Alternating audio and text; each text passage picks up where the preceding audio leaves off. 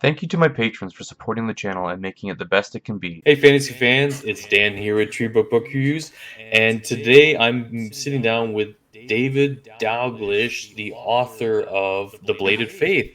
That's a book I recently read. I am super excited to sit down with David today. So, David, welcome. Thank you for agreeing to sit down with me. Well, thanks for having me here on relatively short notice. Yeah, I thank you so much. I don't want to ruin your weekend or take too much time in your weekend, so. It's fine. Again, thank you so much. This is really good, really so much fun because I absolutely loved your book, The Blade of Faith. It just came out, and I'm so happy to talk about it. And it's one of those books that I read it at the right time, and it hit me in the right time. And it was that book that I really enjoyed just because of the time I read it, and it just blew away all the books I've read, and probably the last 10 books I've read. I was like, this book is great. So, like I said, I got some questions for you. Like some are quite serious, some are not. So we're going to start with a little bit of an icebreaker. But again, we're going to try and keep this spoiler free for now, but we might have some spoilery questions at the end. So we'll try to keep those there. If anything is spoiler, I will mark it as a spoiler. So, first question, David. It's a serious one, and you might get a lot of judgment from it. Very serious. Okay, I'm ready. Cake or pie? Pie, easily. Okay, what pie? Probably cherry. Ooh, okay, that's a good one. I'm team pie as well, so I'm glad to hear your. There's better variety. Yeah, 100%. Blueberry, apple, cherry. You can have chocolate and just go straight for that. Right. I mean, sure, you can have chocolate cake. I can have chocolate pie or Reese. My wife makes Reese's on Thanksgiving. Reese's pumpkin pie. Oh, that sounds amazing. So it's amazing. It's like Reese's chocolate and peanut butter and pumpkin, and it's yeah. You might have to post a recipe to like Twitter. I don't even know if we'd have to dig it up. She digs it up every year. Like, well, let me just Google it again and then scroll until I find the one that looks right. That's amazing. Reese's pumpkin pie. Okay, I'm telling that to my wife. That sounds so good. Well, pie, yeah, like I said, pie is so versatile. So I guess, who was your biggest influence as an author?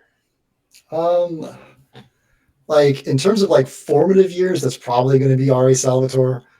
We discussed that in our little pre-chat as we we're trying to figure out why my camera looks like I'm streaming from 1995. But like I read like all of his Driss series. The Dark Elf trilogy in particular was a yearly reread for me when I was in high school, and pretty much influenced like the combat. You can still see influences of that. If you like Salvatore's combat, you'll notice some similarities when you're reading mine. But and beyond that, like I just kind of branched out. Like I went through I go through phases. I went through like a really big Stephen King phase, trying to read everything he wrote when I was in college, which you can imagine how big an undertaking that was even then. You're probably still doing it. Yeah. And then by the time I started self-publishing, by that point I was starting to read like a mixture of some indies and some people that are kind of big there. So you're looking at like Abercrombie, Brent Weeks, people like that. I was actually reading a bunch of sci-fi at that point too. And at this point now, I'm just basically reading fellow Orbit books that I can like, hey, you want to send me that for free? That'd be real cool. If I can grab that book of yours that's not even out yet, so then I can be like, I've read it and you haven't. That's basically my reading list at this point. I am shameless and heartless. I guess that's a good way to get like a blurb too, like get your name on another book too, to blurb another author. My blurb rate is god awful, but I'll still ask for the books if I like, or half the time I'm asking for authors. They'll be like, hey, can I have a Oleander Sword? I mean, I know you're not going to need a blurb. There's going to be like 50 authors lining up to say how awesome this next book by Tasha is, but I'd still like a copy. Yeah, why not? Yeah. Well, I actually think, Orbit did a fantastic job with The Bladed Faith. And like, I was actually at first, I wasn't sold on the cover, and it slowly grew on me. Now, like the more like I actually went and purchased, like because I got the Blade of Faith originally as an arc from NetGalley, and I really, like I said, I super enjoyed the read on the e-reader, and then it's like I kind of want to buy it. So well, I appreciate that sales wise. No, of course. And so then I went out and I got it, and yeah, it's slowly grown on me. At first, I wasn't sold on it, but now I really enjoy the cover. So, did you have how much input did you have on the cover? I've chatted about this before. Like, I have input on the cover, but in a very roundabout way. Okay. In that, like, the cover looks like it is because it's a guy with an assassin, and he's wielding the swords and has a skull mask. And the reason there's a guy on the cover with a skull mask is because I put that guy in the book. So, they'll ask me, like, generally at the very start of every project, I will send this big old document to Orbit that's like, here's the main characters, here's the setting, here's what it looks like, here's like where it geographically is most similar to, like, it looks like Italy or Spain, or the buildings will look like this era. And then I give like, all right, here's the main cast, here's what they wear, here's what they dress, here's their outfits, here's their weapons. And then they'll be like, here's some themes, here's some iconic imagery. Like, I think you can see it. Like, if you look at the I don't know if you have the cover handy, but like you can see. Well, when they're people who are watching, they'll see the. Oh, right. So. Like, for example, they're like, okay, what's some iconography? I was like, well, there's the two gods of the Island of Thanet, one represented by a lion, one by a butterfly. If you look at the sword, you can actually see that it's the sword, like the little wrist guard, is actually two butterfly wings. Really? Yes, it is very subtly. It's very well done. It was a really nice touch. Yeah, because they did it. I guess they did a really much better job than I gave them credit for. Because the obviously the face of the mask is described a little bit differently in the book. Yes, it is different. I still enjoy it, and like I don't care in the slightest. What's that? I don't care in the slightest. If I told him, I was like, the cover does not have to be 1-to-1 accurate. No, it doesn't need to be. I was just like, and not only that, it's easy for me to say that, like, it's a grinning skull where like the teeth go back too far. And the reference I gave them, the closest thing I could even find that looked like it was, oh gosh, the main Titan character from Attack on Titan. Okay. I keep thinking his name starts with an E. Aaron, but if Aaron, I think Aaron. If you see the side profile of him, they actually have it kind of like go back, and then the guy goes up and then keeps going. Like, that's like the closest I could even find. So like, it's easy for me to say that, and for someone to imagine that, it's like, oh, that could look kind of creepy. But then if you actually try to draw that, it's actually really difficult to not make it look weird. Yeah. So I was like, hey, as long as it looks cool, that's all I care about. Just make it look cool. And I loved the mask. When I read it, is like a Joker face, almost like the kind of like Batman Joker. But yeah, I actually like the mask, and I actually like the detail of the crown that's on the mask. That is subtle, but it's there. So that was all the artist, I believe. I actually was curious about that. Like, it's trying to hint at the crown, because again, like, if they went all out and tried to have the grinning face and actually had the full blown crown, how was that? What does that look like? What does it convey? Is it look modern enough? I will say, I don't know when I'm going to finally be able to show this off. I've seen the roughs for book 2's cover art. Okay. For Sapphire Altar. It's so good. Keeley's is on the cover. That was I was going to ask how to pronounce her name, because Keeley's. I was like, Keeley's. Okay. And that's my own internal pronunciation. No one could ever know for certain. Maybe we need a pronunciation guide. She's on the cover. It looks amazing. Awesome. And I've only seen the rough. I haven't seen the finalized art. I only saw like hey, here's the rough that like will get 10 times better once the artist sits down and works on it. What do you think? And I'm just like, it looks incredible. Please let me show it off immediately. Because like when I read, like, it was weird when I was reading the NetGalley copy, because I was like at like 93%. I'm like, ooh, I still got 7% left. And then the book ends, I'm like, shit, I wanted more. Nope, I believe there's a teaser for book 2 in there. Did you read the teaser? Yeah, so I did read that, and then like, should give you an idea. That give you a hint of why Keeley's is on the cover for the second book. Yeah. Well, in book 2 is next year, right? Yes. Do we know like a tentative like quarter? January, I believe. Oh wow! Okay, so that's I believe it's in January. Yeah, arcs should be going out in like 3 or 4 weeks. for Sapphire Altar. Like they're actually going out pretty soon. I think your odds of getting one are decent. Okay, that's good. It's like I like I was actually like I finished the Blade of Faith on my lunch at work, and I finished like, oh, I need to write like what am I gonna say for my review for like Nat Gag? So I was like, I'm like, hey boss, can I take like an extra 20 minutes for lunch so I can like write down my thoughts for the book? Because I just because there's so much to say and there's so much that happens in the book, and I really did. You think you did such an amazing job fleshing out the world of Thanet, right? Thanet, yeah. Thanet, yeah. I just felt so immersed, like even with what happens because early on in the book we know that Cyrus's gods are killed. Yeah. And but even when they're gone, you still feel their presence and you still feel that culture that permeates throughout the whole city. How did you approach writing something like that? Seat of my pants. No, I actually several people that I roped into helping me out as I went through this. Mihir Wanshu, you might know him. Okay. Over at Fantasy Book Critic, he was a big one. I basically spent a lot of time just chatting with him about like British occupation of India and like things like that, and just kind of used nothing specific, but like just kind of just reading it like, okay, this is stuff that's happened, and just kind of merging it to what's going on and the motivations of Everlorn, and then just the like all of my books, I try to. Even going all the way back to the Half Orc, some 29, 30 novels ago, because I grew up reading like the Ari Salvatore stuff and a lot of like the Dragonlance novels and things like that. I just kind of didn't like how like paladins were always portrayed as the worst thing ever, and like religion.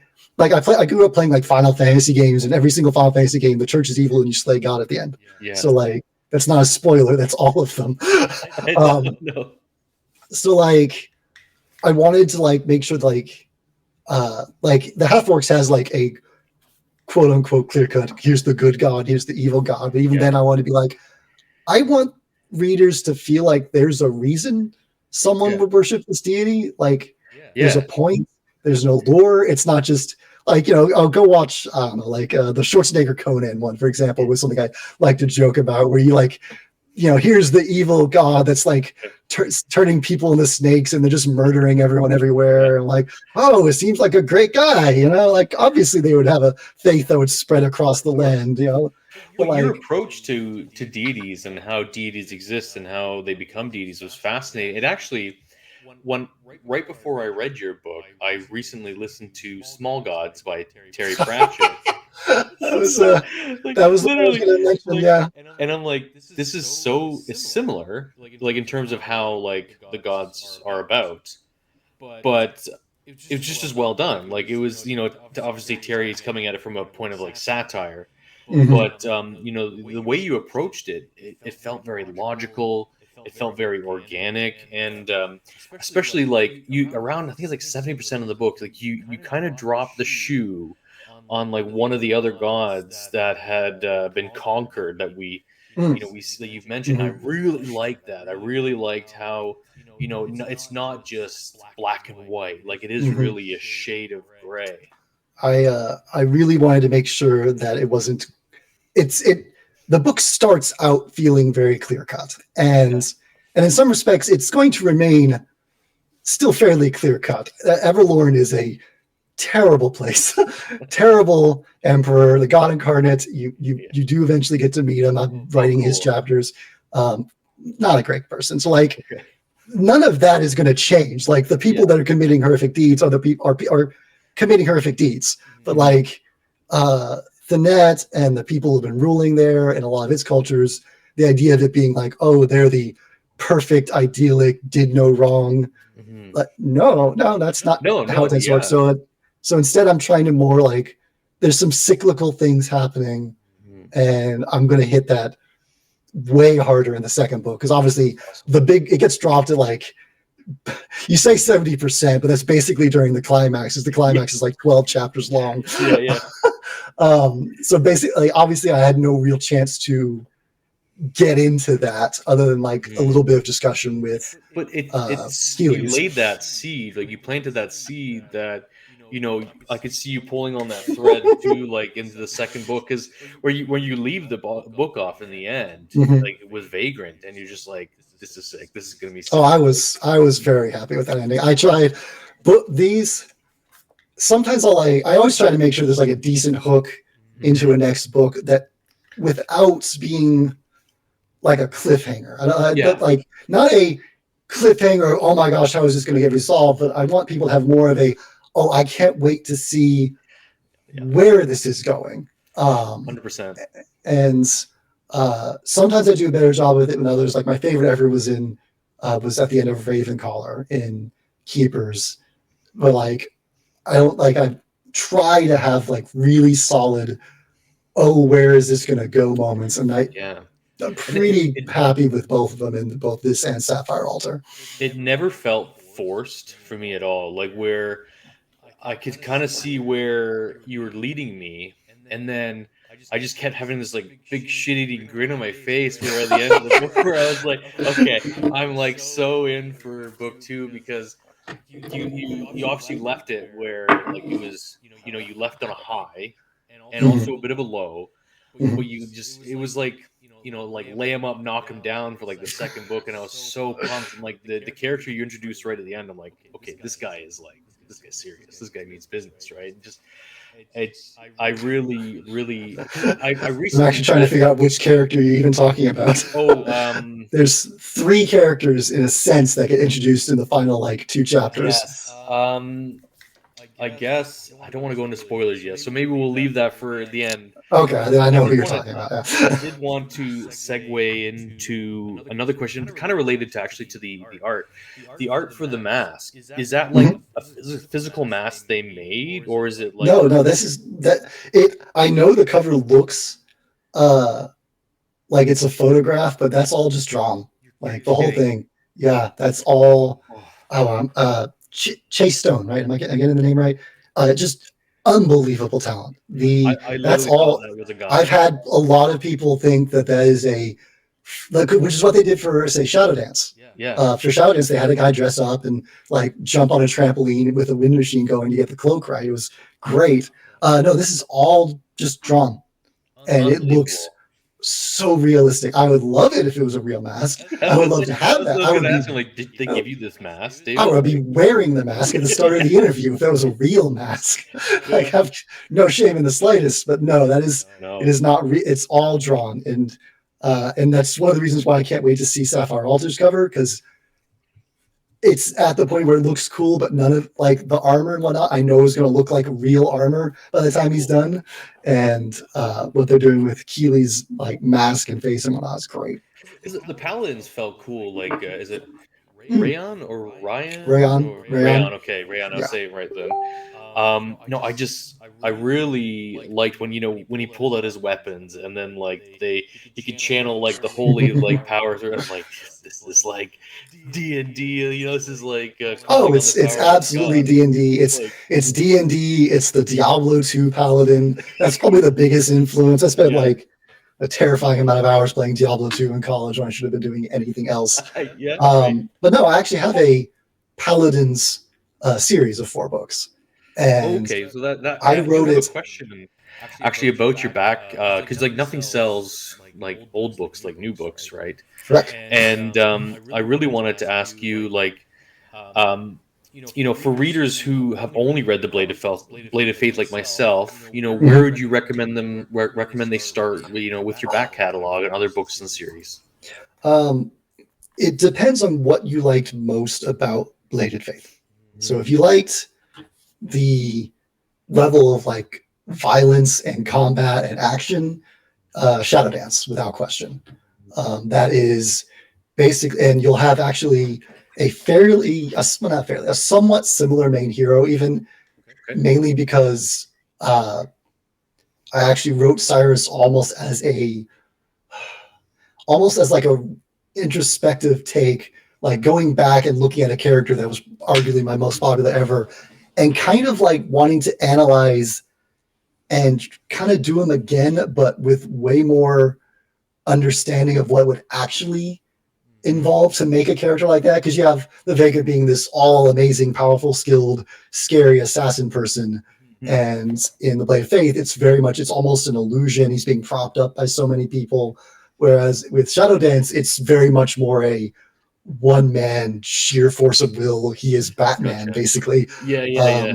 If you liked the world building of Blade of Faith, then you want to read Keepers. Keepers trilogy is take all the world building of Blade of Faith and ramp it up to 11 and make it weirder. So because that's Keepers, I basically set up the world to let me do whatever the heck I wanted at any point with almost no limitations. So you have like 3-eyed foxes that have telepathy and mind reading and little sentient fire buddies that hang out with the main character, and like these spider ladies that like drink memories instead of like your blood and guts. And there's a crawling mountain, just legitimately a giant mountain that is crawling and has like massive legs. And like there's a obsidian fairy that controls time. And basically, you sound like you're probably the best DM for a Dungeons and Dragons group ever. That group was that book series was me attempting to create a world where I used nothing from the Dungeon Master's Guide. Every single, I was like, all right, I spent like 20 novels in the world of Half Orcs, Paladins, Shadow Dance, Breaking World are all in one world, and it's very Dungeons and Dragons. There's orcs, there's elves. Like the spells, you'll recognize the spells. Here's magic missile. Here's fireball. So like with Keepers, I was like, all right, nothing from the DM's guide. Everything's custom. Everything I'm gonna like. If it's even remotely similar, I'm gonna have my own twist on it. And I was like, I'm just gonna push myself. And so if you want the really out there world building, and the premise of Keepers is basically, everyone's probably familiar with Game of Thrones at this point. Like Game of Thrones, how magic is coming slowly back, and like hearing rumors, and like now by the time you get to like season 7 or 8, there's like a full Lich King army, and there's dragons burning them, and like faceless assassins and wizards. But like, so basically, imagine a world where magic and monsters are all myth, and then a singular event happens in one day, and it leaps all the way to season 8. Well, all right, maybe not season 8 quality. But anyway, so one singular moment, magic, monsters, creatures, races, all back, all in an instant, all looking around going, what the heck just happened? Basically think a fancy librarian that also like settles disputes over land and geography, and people go to for, they're known as the wise, and they live in these little towers, stereotypical wizard stuff, but they don't have magical powers until one day, black water rushes over the world, and the dead get up as zombies and start slaughtering everyone. And he's holed up in his tower, terrified, watching as his city goes crazy. And he's like, I've got all these like disgraced like manuscripts that supposedly talk about casting spells that everyone considers nonsense and no one actually believes in it. What if that does anything? And he ends up casting a fireball and roasts like 50 zombies. And he's like, all right, I need to try out more. So he just spends like the next 3 days like trying to like block out like how horrific everything is around him by learning like every spell he can. That's and amazing. like that's the kind of idea of like, and suddenly like every disgrace, like these little texts that people collect, or like, just it'd be like if you found a spell book in an attic somewhere, like, yeah, sure, this love potion will do anything, or this luck thing, and suddenly they actually do. And everyone's like, oh crap, what do we do about that? That sounds awesome. Like, I will say, I'm definitely going to go back and read some of your back catalog now, because I absolutely, like I said, that I might read the second book though, Vagrant Gods, because it sounds like it's coming out soon. I could be able to get my hands on it, but then I'll be going back to your back catalog for sure. And I think my favorite part about the Bladed Faith, there's so much I liked. Like, I like the montage for sure. Like I felt like the Cyrus before? earned everything he got. Oh, even though he had montage, such an amazing supporting cast, it felt earned. It never felt like it was forced. Like he struggled. He didn't just get it handed to him. Like he had to fight tooth and nail to get. I tried pretty hard to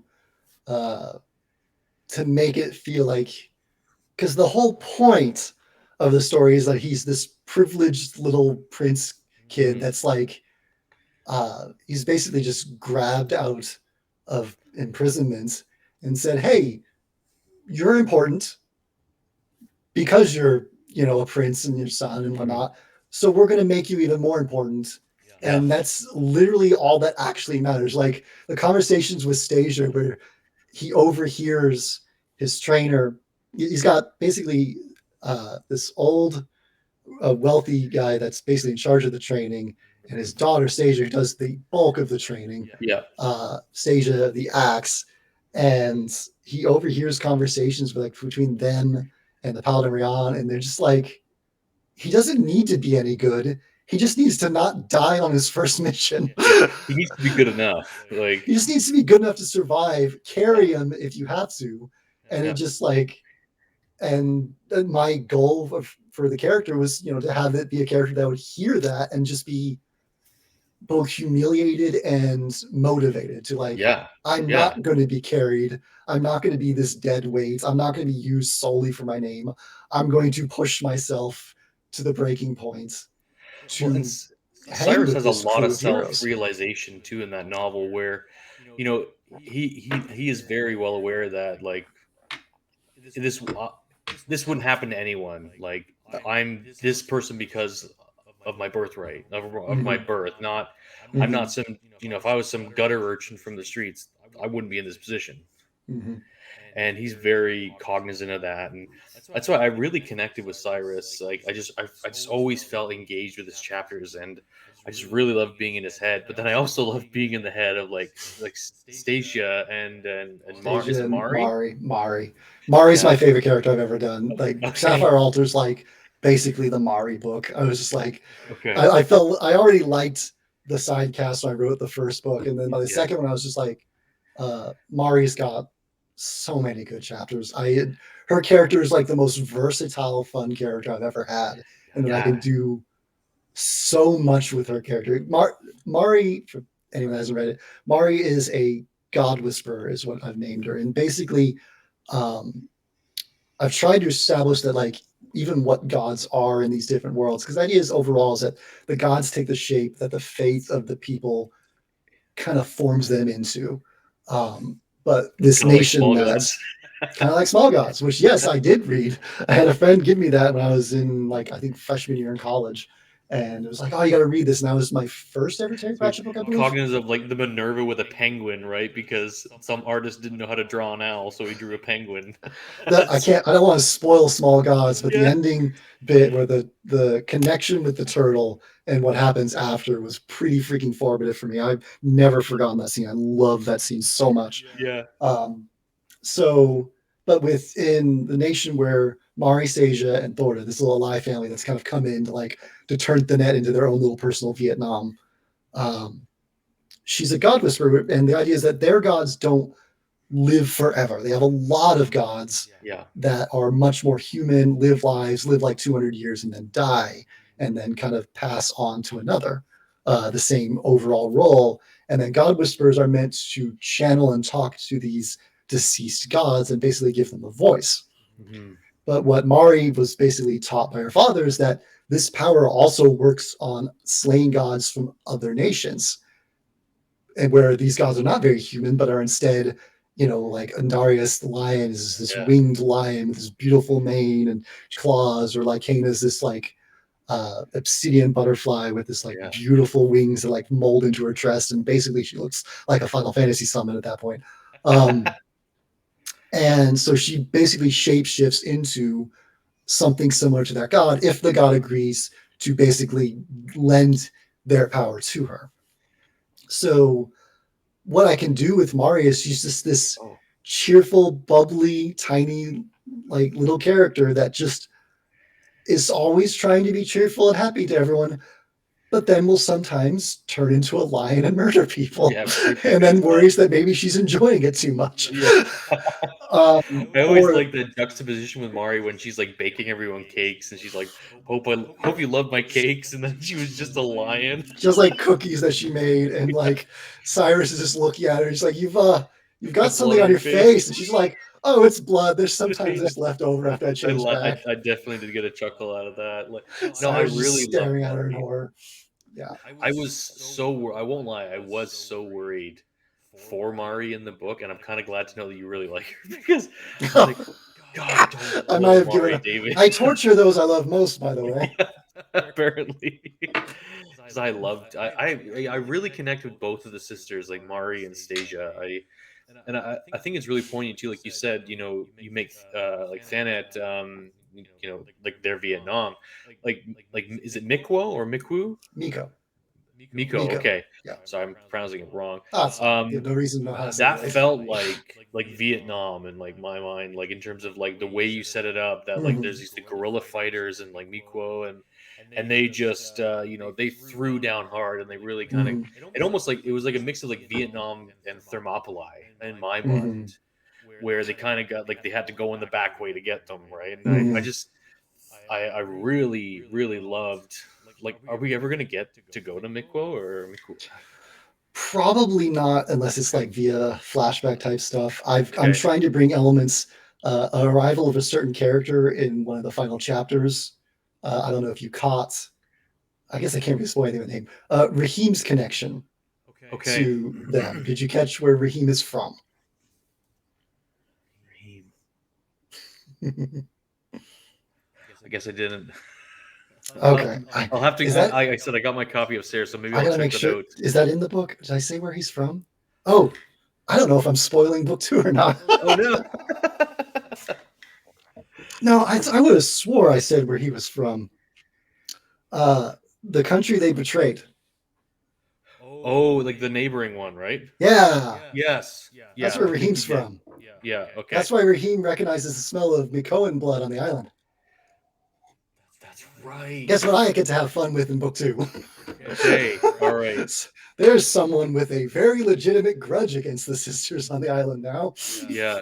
Got you now. Yeah. Okay. Yeah. Like I said, I'm really looking forward to book 2. So I know we've gone off script with my question, which is perfectly fine because I just want I to talk remember about what it this is. book. So, how many books do you have planned for the series? Right, you were asking if we are going to leave. I expect everything to be focused on the net. It's a trilogy right now. It's going to be focused on the net.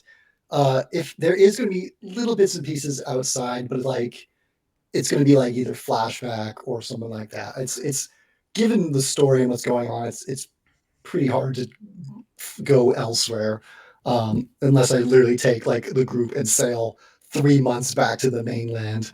Yeah. Which like if there is going to be potentially more after this, it really just kind of just depends on orbit. Really, is half of it, you know. I definitely feel like you could do more of this world. Like once this story's concluded, like there's definitely more stories that could happen in this world based on, I think, the groundwork you've set. Because it sounds like the Everlorn Empire is just massive and sprawling. It is. Right? It's meant to be sprawling. Yeah. It's one thing about almost every series of mine. I try to leave obvious potential for more without anything really badly dangling. Shadow Dance readers have one thing they're probably yelling at me angrily, and I'm actually I'm addressing it finally in the next Half Orc book I'll be writing after this one. They've waited like there's one dangling thread at the end of Shadow Dance 6 that they've waited like 9 years for me to get back to. I feel terrible for them, but generally I try to leave no real big dangling things. That I'm in some ways I'm pretty traditional. The big villain's going to get defeated. The good guys are the ones who survive will win. And generally the storyline will feel complete.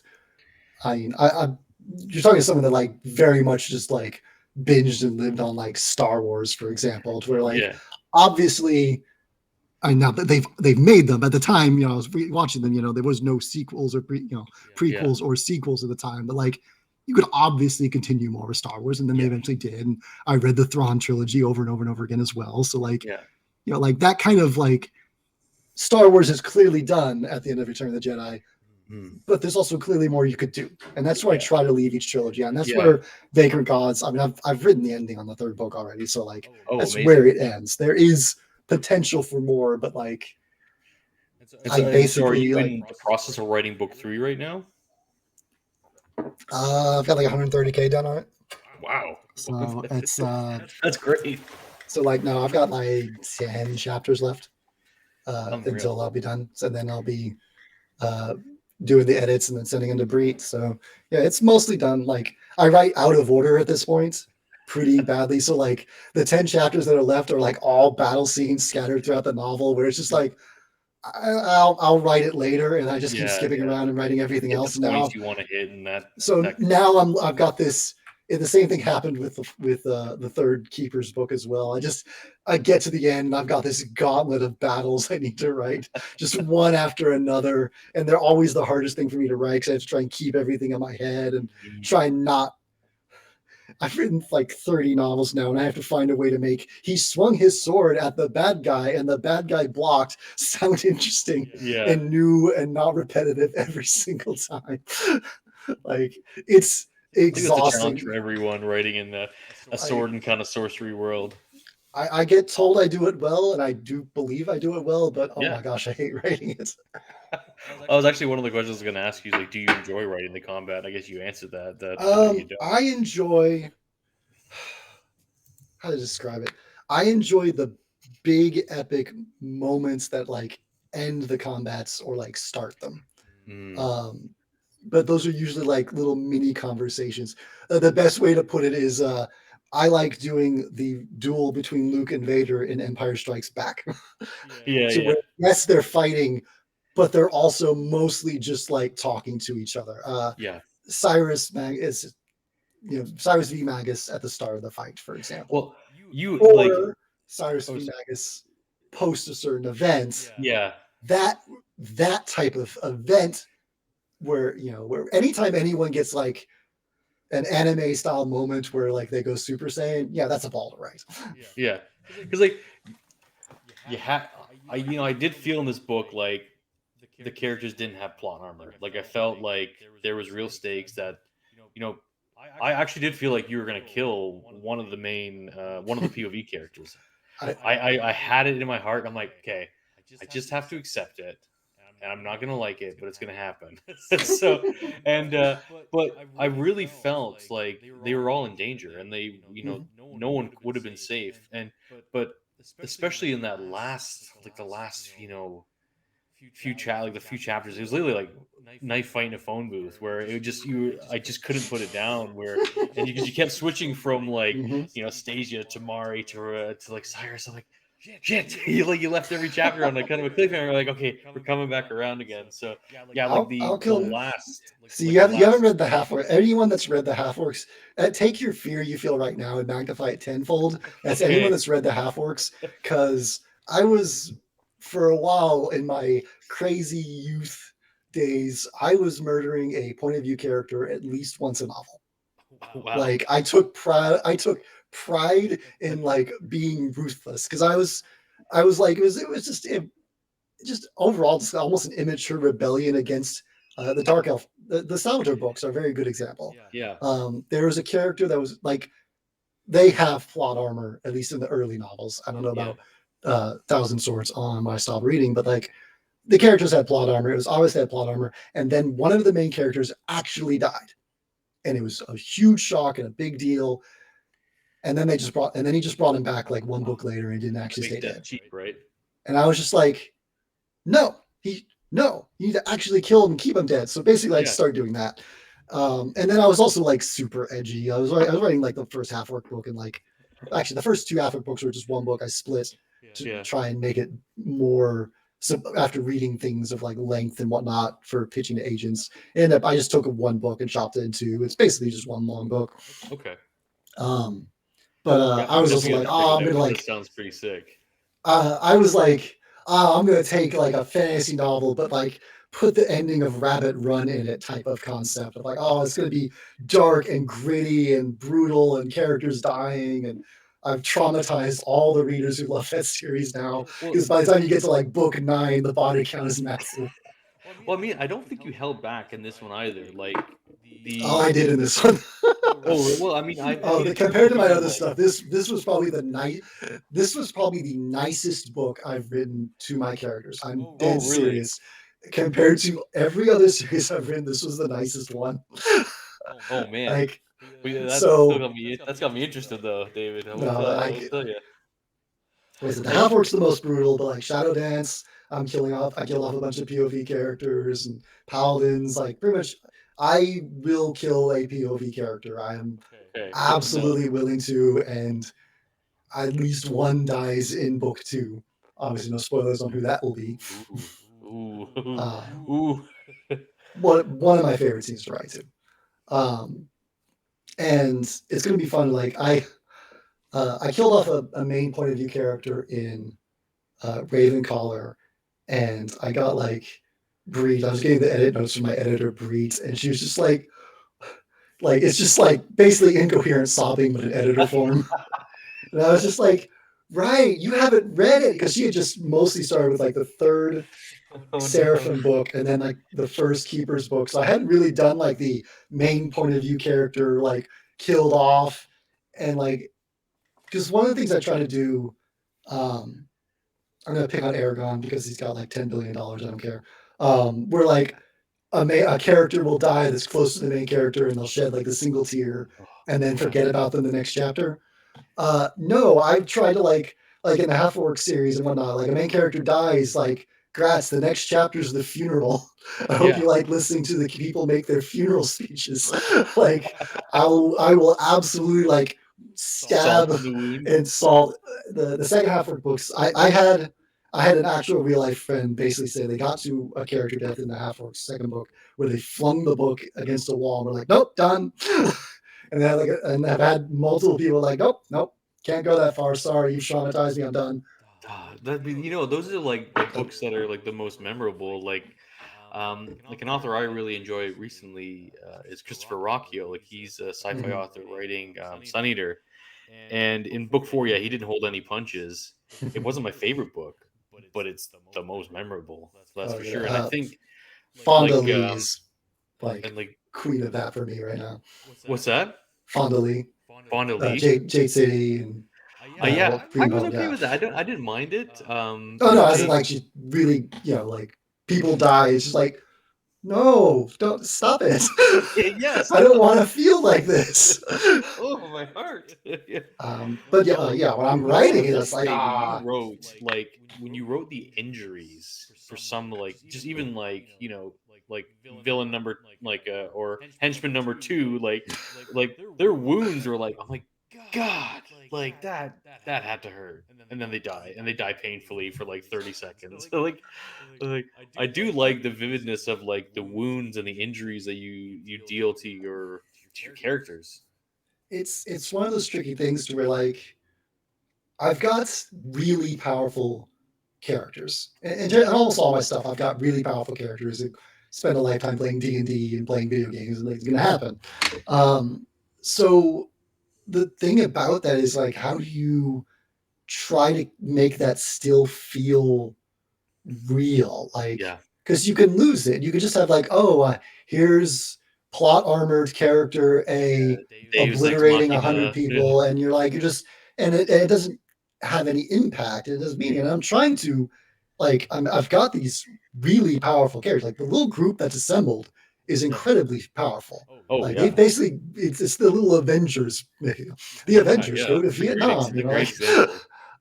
So like, but I don't want it to just become so rote that you just like, you can skip past them, and it's like, and then the whole point is like, I want almost every main character, Mari, Stasia, Cyrus, Thor, Rhaon, Keelys, maybe not so much Keelys. They're generally, all of them are trying to either believe or confirm or decide that they can retain their humanity while still doing what they need to do.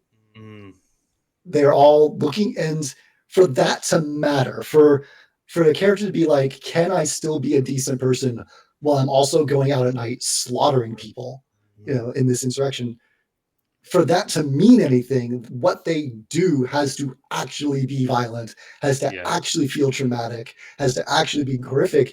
And then when you have someone like Stasia who will just chop someone's arm off and just not care, it is supposed to say something about her, versus, or when Mari's like walks in a room with a person's arm in a mouth and then realize, oh God, I'm carrying someone's arm in my mouth. What is going on with me? Like, I did love Thorda and how you can see how these two characters came from him, like mhm, Stasia and Mari, and he was such a fascinating character, where he is really the epitome of the needs of the many outweigh the needs of the few, and the end does justify the means, right? mhm, And I really enjoyed his character, and like, I just like how his progression in the book, and how mhm. you ended the book with his character was absolutely fantastic. And like,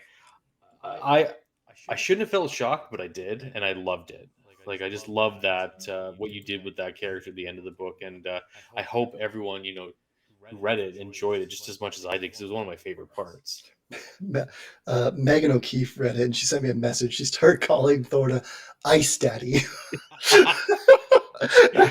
And you better believe there is a line in the second book where someone Oh, refers to him not as Ice Daddy, but as if he were made of ice. Because I was like, okay. oh, I'm putting that in the book. Oh, I hope Um, you. I was hoping you're gonna say Coin Daddy. Like, coined. um, I can talk more about Thor. Do we want to like actually enter spoiler territory since we're getting yeah, into I guess like, and maybe we can. This is a good time to enter spoilers. And I actually have a Okay. question that kind of could go into spoilers. Okay. Is if you could go back, is there anything you would change, like, or make better in the Bladed Faith? Um, like I'm pretty happy. Like almost every novel of mine, once I get some distance from it, there's more I wished I had done. Uh, about the only thing that I kind of would probably add, it's one of those things where it's like the book is it's still a pretty long book, but like Yeah. the pacing I know is pretty fast, and I Yes. know my writing is generally pretty easy to read. Like Yes. I'm pretty easily digestible. Um, I would probably not be in such a mad dash to get to the good stuff of Cyrus getting immediately freed and trained. Like I wouldn't even need a lot, but maybe Mhm. like and you browse through Goodreads and Amazon, there are plenty of people that wanted this as well. Just like a chapter or two more of Cyrus when he's being held prisoner. And Yeah. uh part of the structure is just a result of it being like salvaged from pieces of a different novel Yeah. where basically the main character of the original novel, where some of these characters I basically stole them out of, Yeah. Cyrus was not the main character. So like that attempt to save or to save Lycana had a different context and even had a different point of view. I Oh, actually had to okay. rewrite. I actually rewrote that entire one. It was uh, I like rewrote that entire chapter from someone that was actually in the crowd instead of on the Uh, stage. So like, so like, but overall, I was just in a hurry. I was determined, like, I'm gonna like open this novel with a bang and just yeah. blast through at a blistering pace. That was like the goal. Generally, every novel I write, I've got a goal of some sort. And with Blade of Faith, it was very much to try and see if I could go back and recapture a little bit of Shadow Dance, Mm. which was a frenetic, insane pace. I can know I can never replicate that. If you want to see a book that is like hits the gas at 90 and never stops, Okay.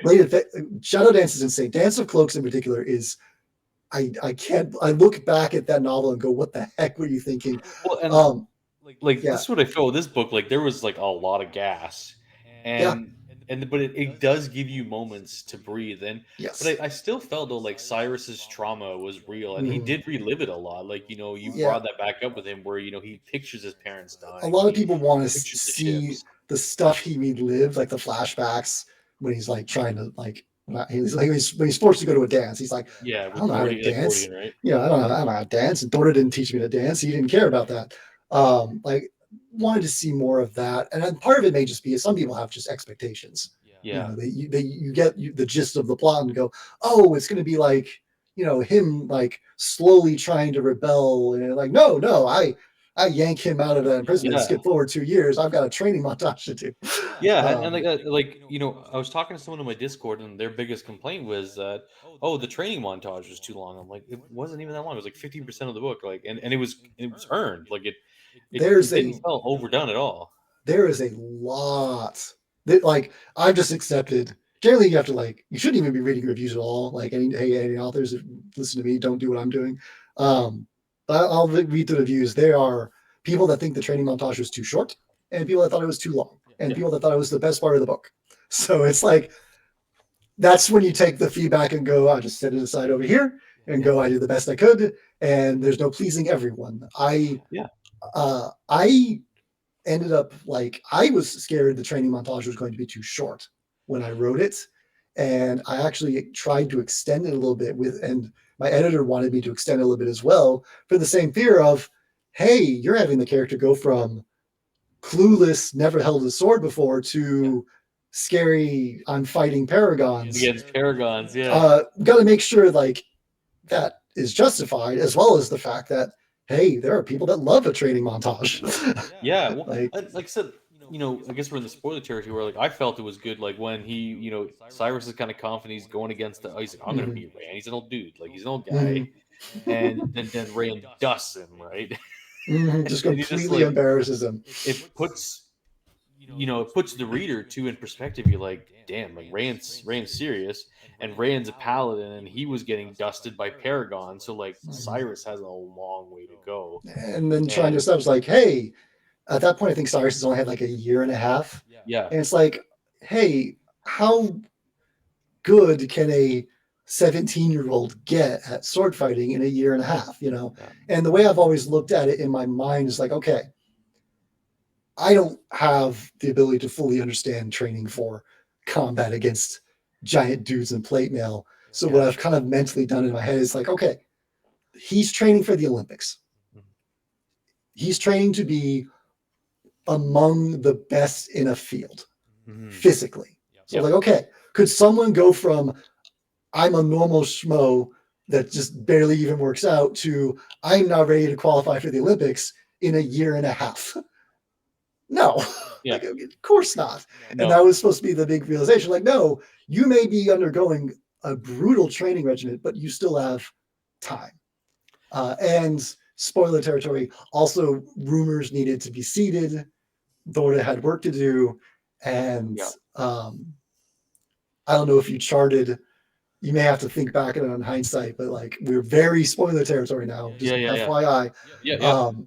Cyrus's growth is heavily dependent on the success of the Vagrant throughout the novel.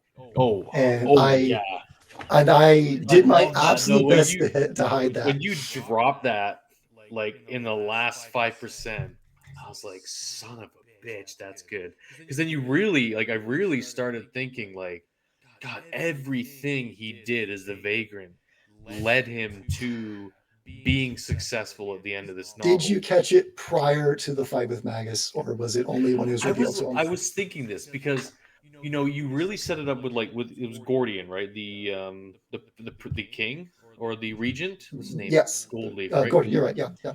And where to become a paragon, you have to have belief and sacrifice, right?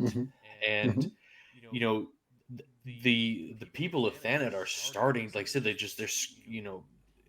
was actually really prevalent where Cyrus snuck out that one night and he killed that one soldier, and then that one kid finds him in the streets, right? And they devoutly believe in him, and you're just like, okay. And they wanted a crown of blood on their forehead. Exactly. So it's like the blood sacrifice and the belief. And then when it just kind of all comes together in the end, you're like, wow, like that really, like, it put it all into perspective. And it's one of those now, like, I can definitely see myself rereading it and then seeing this foundation you laid. One of the things, like I said, when I talk about, like,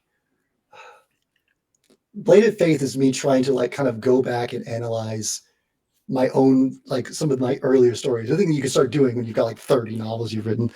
And like, a very common trope for me is, like, I've never forgotten this. I once got a negative review for the first Paladins novel. And I thought it was hilarious. I've never forgotten it because it was the opening chapter is this basically a giant wolf man that the main character fights, and he nearly dies to him. And then the finale is like a fight against like dozens of wolfmen, giant werewolf-looking dudes. And the person was just like, how is he able to nearly die to just one in the opening chapter, but then the finale he's fighting against a whole horde of them? I'm like, have you never watched an anime before? Like, did you not read my book? This is just. Well, it's one of those things where it's very standard storytelling tropes. Yeah. That like, you know, the first time you encounter this enemy, it's difficult, and the heroes are learning what they can do and whatnot, and like, I mean, you can look at it again, like say Star Wars, like where 1 or 2 stormtroopers is absolutely terrifying, but then you're like, by the end of the Death Star, they're like running past 1,000 of them, like, so like, but it's not just me, I'm guilty of it, but like, it's not just me, but like, it's a very common trope. No, totally common. Okay. Yeah. So it's like, I'm going to use that trope to disguise what I'm doing. Yeah.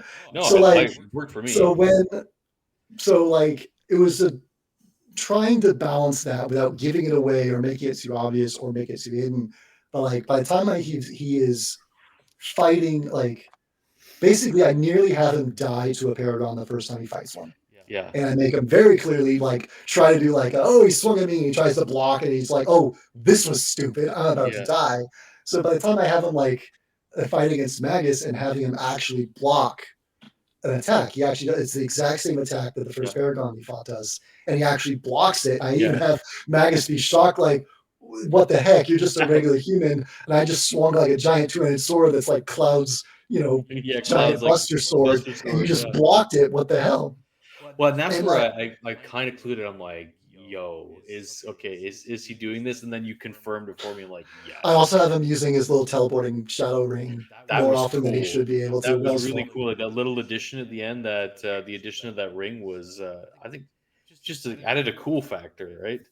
Oh yeah, that was just like, it's one of the things, like, again, crazy spoilers here, but the idea of him being crafted into a deific figure, I needed him to have something that he could do that was otherworldly.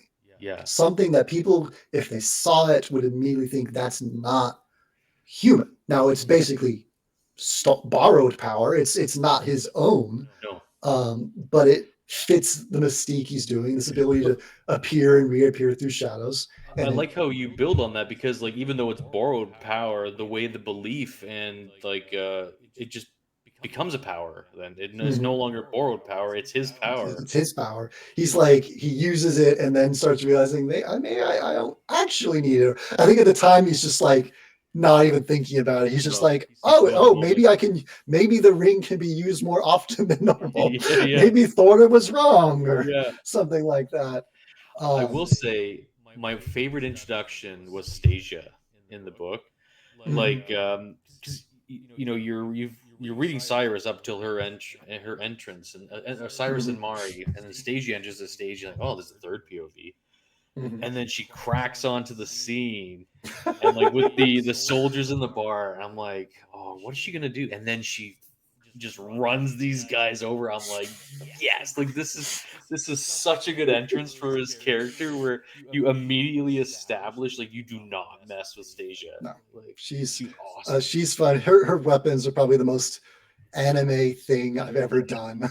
I love them. It's so ridiculous. But she has 2 single axes that I have her like able to slam together and like jam a handle into, so she can have like a 2-hander or a 1-hander. And it is explicitly because I love the trick weapons from Bloodborne and wanted to do something akin to that. Like, which I don't know if you played Bloodborne, but they have trick weapons. But I know what you mean.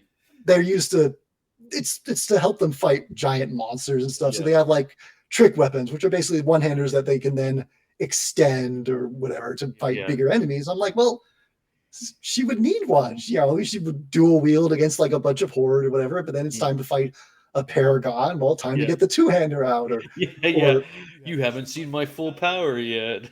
Or like, I don't know if I ever did it. Like, I think when I first envisioned, I also had the idea that she would like wear like a big trench coat and could have like the axes and the pole all hidden. I guess she kind of starts her intro chapter like that. I just like how Jack she is. Like, look at Oh the yeah, muscularity. Like she. I've had multiple people say she looks like this character, and just to defend myself, they're right. By the way, she looks like Vi from Arcane.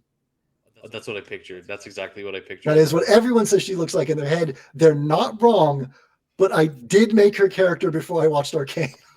I swear I can prove it. I can look at the dates, but yes, like just give like Vi a different haircut and give her axes that Stasia. Like I literally like, and when like I've got like I commissioned some artwork and I was just like, she looks like Vi, but with this haircut and put a mask on her.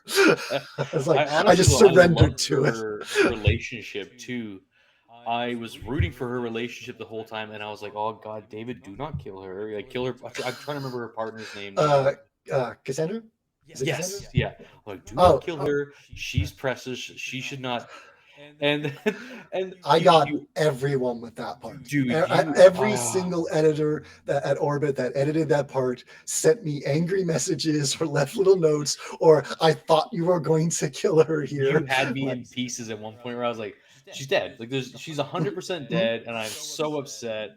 And because like there's no way she's gonna avoid it. And I was like, oh, thank God. And then you also almost set it up in the end where you almost make it out that she could be potentially the traitor. And like I thought, like God, if she's the traitor and she didn't get killed now, I'll be so. And then, but then you obviously like she's like, oh, thank God it was someone else, not. I wrote that section. I basically just did little mental gymnastics of I wrote that as if she would die.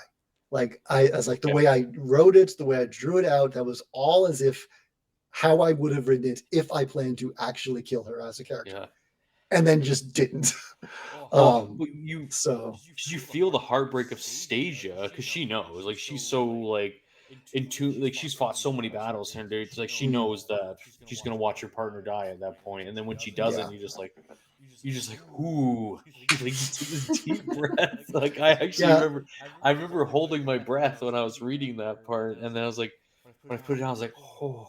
Like I actually had to take a breath because like, I was mean with that one. I got yelled at by at least one editor who was just like absolutely convinced I was going to have to yell at you about you doing it. I'm like, no, just scaring you a little. Just I guess to kind of tie this into a question, like what part of your writing kind of like fills you with the most dread, like writing it? I hate having to describe buildings and geography. Okay. I hate it. I'm not, when I write, I'm actually not a very visual person at all. Like I'm not someone who sees it in my head when I'm writing. I will see it in my head when I go on walks and I'll have like music playing and I'll have scenes going through my head as if it's like an extremely long movie trailer, basically, or I'll play the scenes in my head. When I'm writing, I don't honestly see it, which is why writing combat is so difficult for me, because I basically have to slow down and force myself to constantly picture where everyone is, what's going on. So like whenever I have someone go to somewhere new, and I'm like, I've got to like in my earlier writing, I just like D&D world can move on. Like it just cheated. Like, you know what this generic fantasy village looks like. I don't need to describe it. So now that I'm like actually trying to be better with my world building, I'm like trying to think like, oh gosh, right. So like, where is the location and what's the culture that's there and what's the things they have that they make of and how can I tie in some of the deities to it?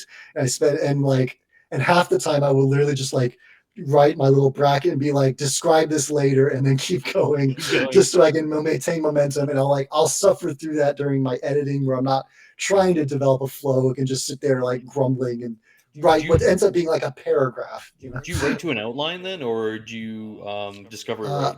I write very heavily to an outline at this point.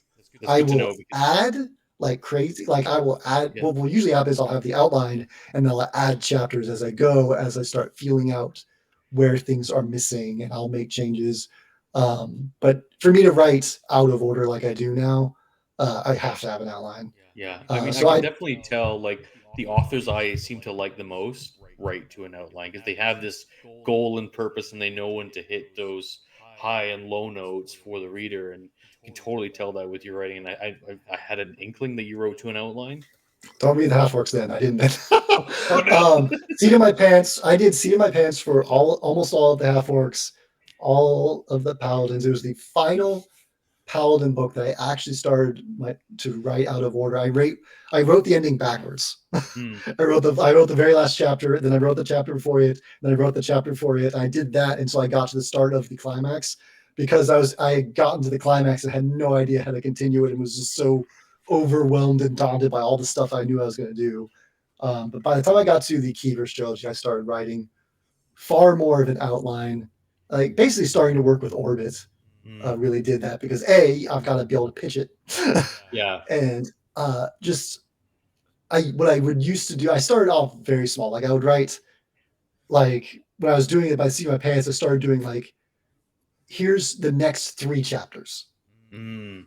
and I would write like a couple sentences, and then eventually I got to the point where I was like writing like 10 or 12 chapters, a sentence or two would happen. And then eventually started doing that even earlier in the process. And then eventually was like writing full paragraphs. And then got to the point now where I'm just like writing everything out in Scrivener on basically note cards and scrambling them around and trying to figure out and looking at how many point of view chapters I have for every character and trying to make sure that it's somewhat even. I don't think I could ever go back, but I didn't think I would ever be this type of writer either. So So you think with where you're at now with like book 3 and Vagrant Gods, like we might be getting like the sequel wrapped, like or the series wrapped up by end of 2023 or oh yeah, early 2024? it'll be. I mean, hypothetically, it could be published next year as well. That's entirely up to Orbit, but like, I'm going to be sending it to Breet next month, and then the back and forth will happen, and like, the thing will basically be done by the end of this year. So like, if it just depends on what schedule they choose. It would not shock me in the slightest if they're like, hey, March 1 year for Blade of Faith, January the next year for Sapphire Altar, January the next year after that for what is currently the Slain Divine. So whoa, okay, I like that title. I'm a So fan of it. It's Sapphire not. Altar, that's a cool title as well. That one I did not expect Orbit to okay. Really? Like, yeah, no, I liked it, but like I expected like just I don't know, like something about it made me think like, oh, they're gonna want something a bit more, I don't know, edgy or something. I don't know. And then they're like, it was like my first guess. It was basically my first like, here, I like this one, but this is just me stalling as I try to think of another title.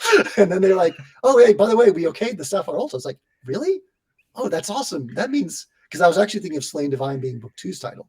But I thought but I knew it also worked for book 3. So I was just like bouncing between book 2 and book 3 and trying to find a title for either book 2 or book 3, and then would slot the Slain Divine in the other one. So I was basically just stalling for time. And they're like, oh yeah, no, so I thought we approved it. I'm like, oh really? Oh cool. Because that's more of the type of title I would sometimes use when I was like indie and could do the weird stuff. How is Bladed Faith since it's released now, how is it really compared to your other books in terms of performance? It's hard to say. Yeah. I mean, I'm never going to think it's doing as well as I want it to. But it's just hard to compare. Like, it's not Shadow Dance numbers, but I don't know if I'll ever reach those numbers for the rest of my career at this point.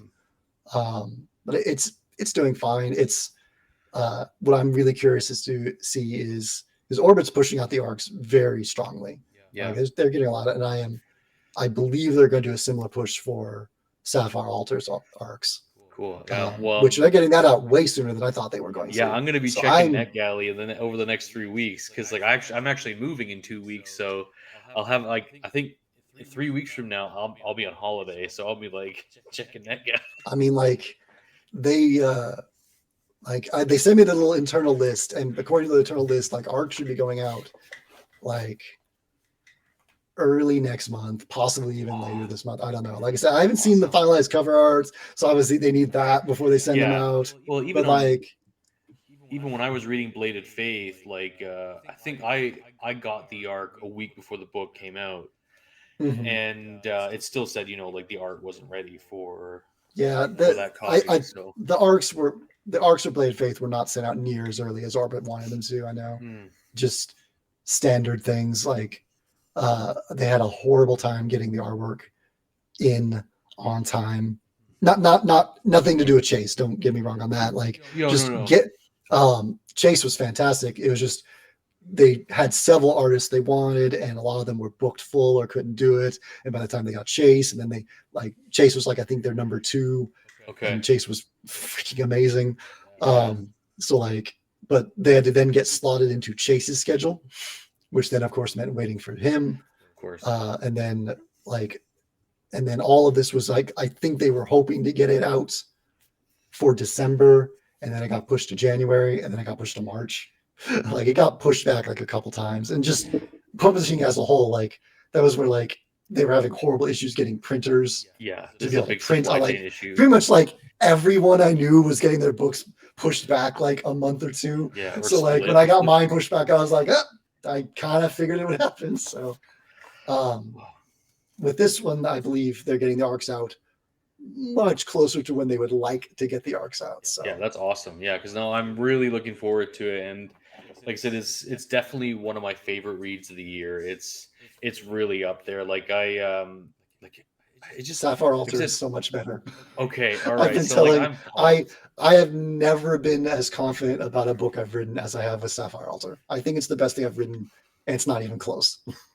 That's awesome. Okay, I am eagerly awaiting people reading the arc of that one. I can't. If people don't like it, I will be a broken mess on the floor. No. But this is, I've never been I've never been as confident in this novel, and everyone that has read it has all basically agreed with me that it's a step up over all my stuff prior.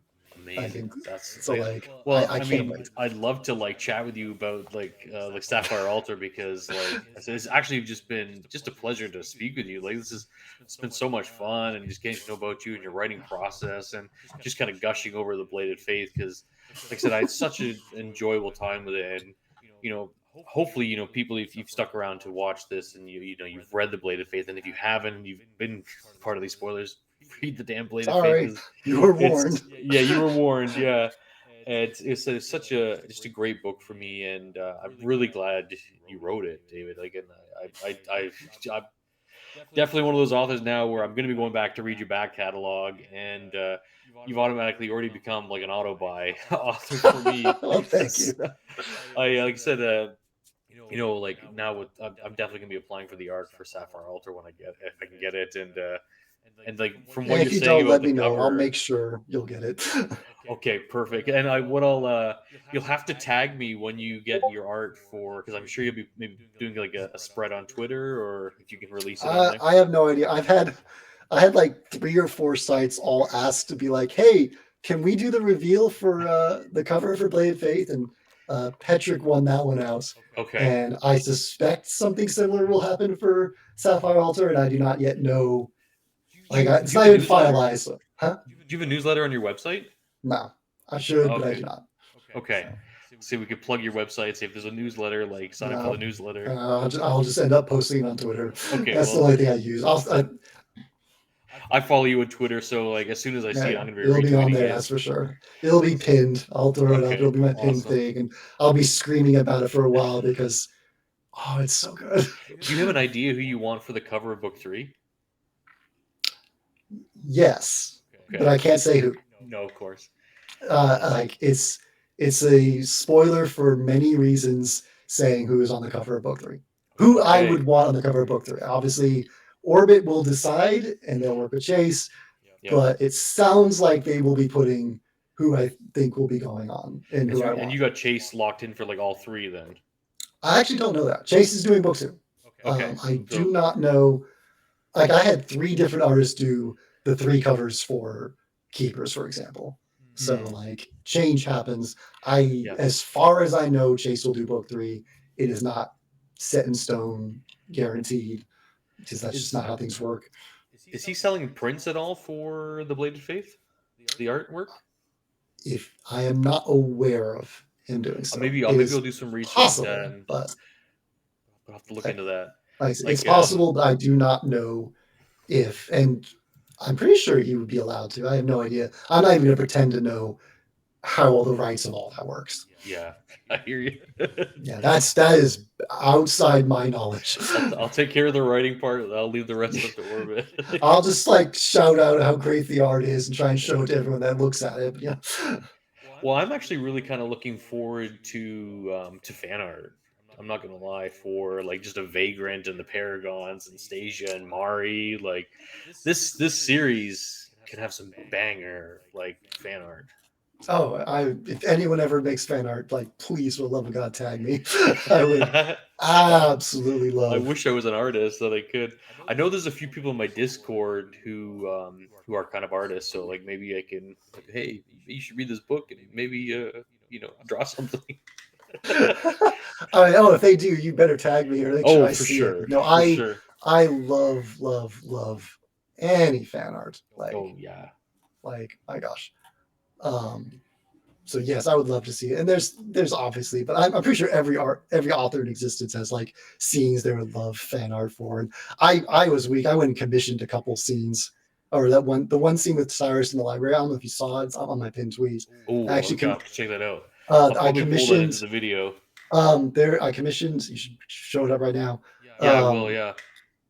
Some of the characters, but a full scene of Cyrus and Mari in the library when she channels Andaris.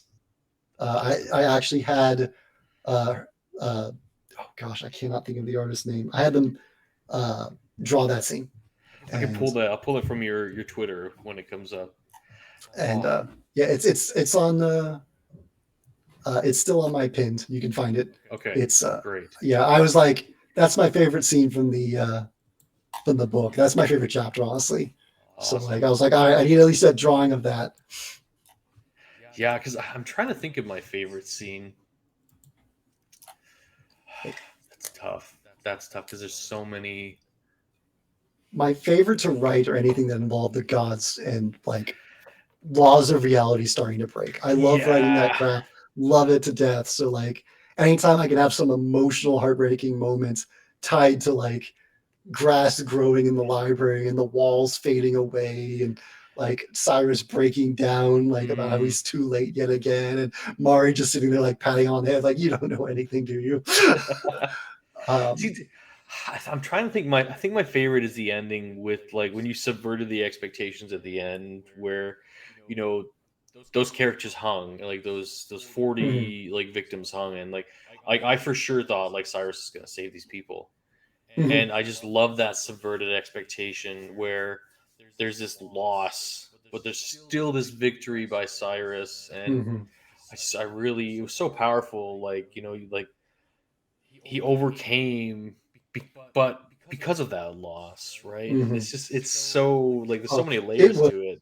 So hard not to try and throw in some sort of Watchmen reference at that moment.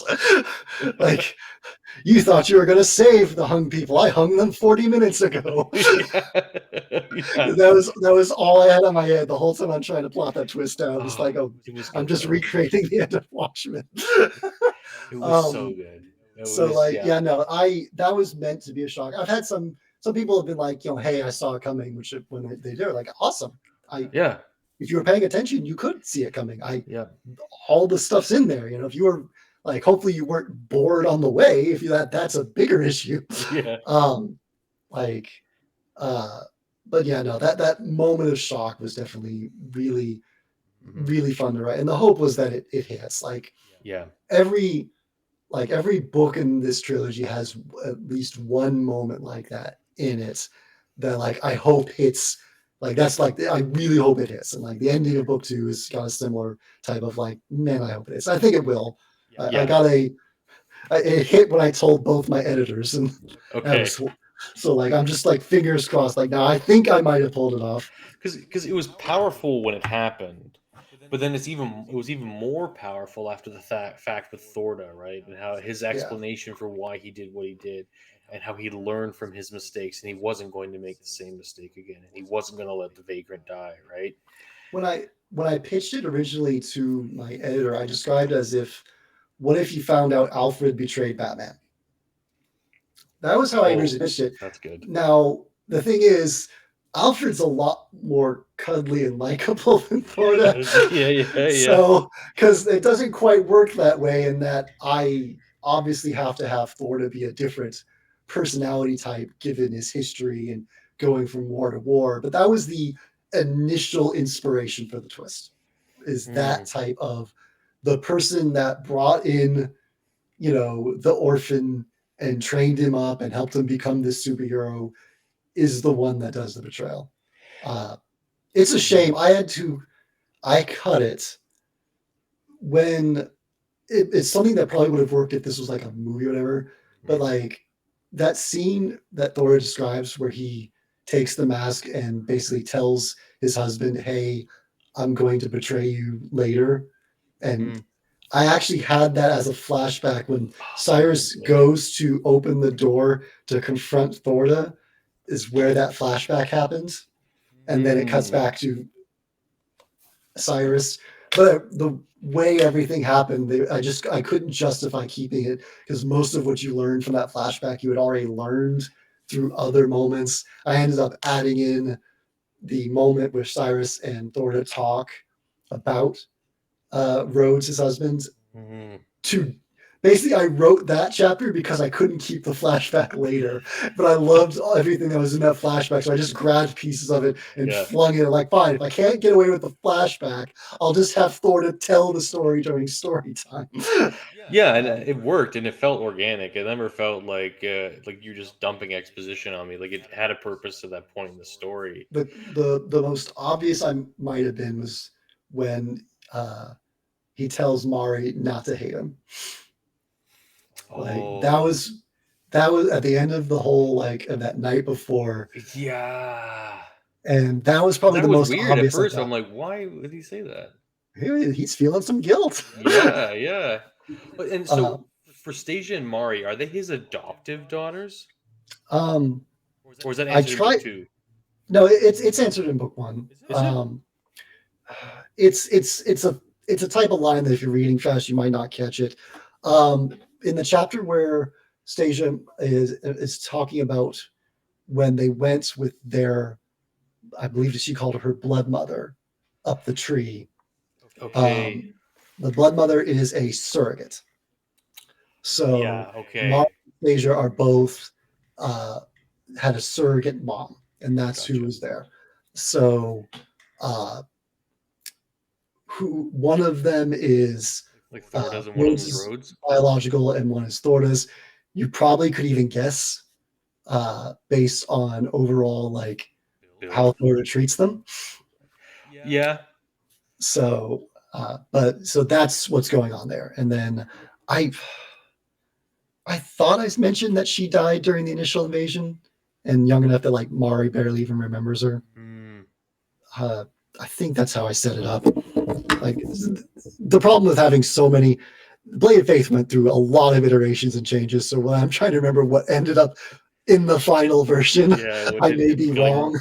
But like, I believe I mentioned like she died during the initial invasion. Okay. And like at that point, Mari's like 8.